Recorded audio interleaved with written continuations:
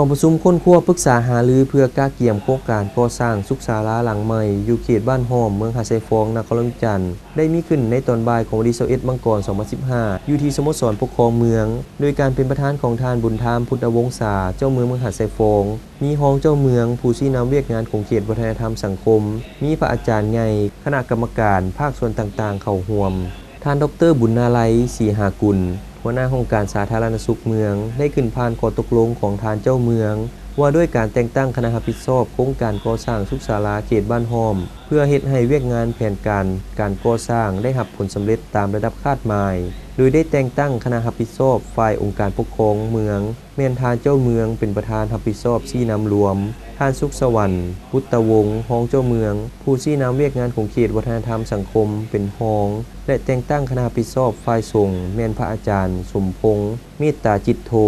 ประธานองค์การพุทธศาสนาสัมพันธ์ลาวเมืองโดยมีสิทธิ์และหน้าที่ในการชี้นำรวมรอบด้านเพื่อจัดตั้งปฏิบัติโครงการให้สำเร็จตามวัตถุประสงค์และคาดหมายพร้อมทั้งปลุกระดมทุนฮอนจัดหาวัตถุอุปกรณ์ก่อสร้างสุกยู่และติดตามกวดกาเทคนิคต่างๆเพื่ออำนวยความสะดวกและประสานงานกับภาคส่วนต่างๆพร้อมนั้นก็ยังได้แต่งตั้งคณะกรรมการปลุกระดมทุนฮอนวัสดุอุปกรณ์ให้แก่การก่อสร้างให้ประสบผลสำเร็จส่วนพิธีวางศิลาฤกษ์การก่อสร้างสุขศาลาหลังใหม่แม้นได้มีขึ้นในวันที่25 มังกร 2015 ที่ผ่านมาโดยการเข้าร่วมของทานบุญธรรมพุทธวงศาเจ้าเมืองหาดไซฟองท่านดร.พรประเสริฐอุณาพรมรองหัวหน้าแผนกสาธารณสุขนครหลวงจันทร์มีพระอาจารย์ไล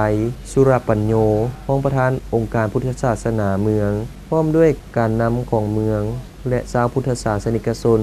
ทั้งภายในและภายนอกเข้าร่วมเป็นเจ้าศรัทธาอย่างหลวงหลายการก่อสร้างสุขศาลาหลังใหม่แห่งนี้ก็เพื่อเป็นการปรับปรุงระบบพื้นฐานโครงสร้างทางด้านสาธารณสุขที่มีมาก่อนนั้นให้มีความทันสมัยขึ้นกว่าเก่าและเพื่อรับประกันให้แก่การบริการด้านสุขอนามัยให้กับพ่อแม่ประชาชนอยู่ภายในเขตดังกล่าวให้ได้รับการปิ้นปัวทั่วถึงโดยบ่ต้องเสียเวลาค่าสิ้นเปลืองเดินทางไปบอนอื่นในยามฉุกเฉินและพร้อมเดียวกันนี้ก็เพื่อปฏิบัติตามแผนพัฒนาเศรษฐกิจสังคมของกองประชุมใหญ่องค์คณะพรรคเมืองในต่อหน้าโดยเฉพาะเมนยุทธศาสตร์การพัฒนาเวียกงานสาธารณสุขด้านสุขภาพสามารถเฮ็ดให้ประชาชนภายในเมืองมีอายุยืนเฉลี่ย70 ปีขึ้นไปสำหรับมูลค่าในการก่อสร้างสุขศาลาแม้นมีมูลค่า641 ล้านกีบทั้งนี้ก็เพื่อแนะใช้เหตุการณ์มาใช้บริการของประชาชนได้มีความสะดวกสบายทันสมัยและรับประกันได้ความว่องไวในการบริการ